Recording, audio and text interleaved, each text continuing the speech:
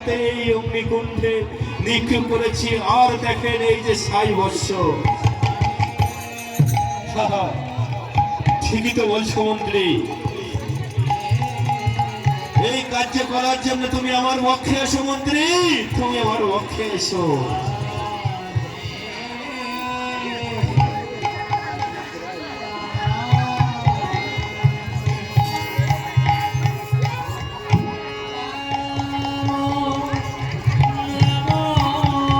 শোনো মন্ত্রী,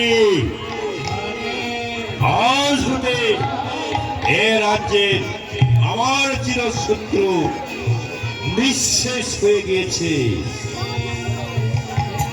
তাই এই আনন্দে একটু আমরা বিচার করি।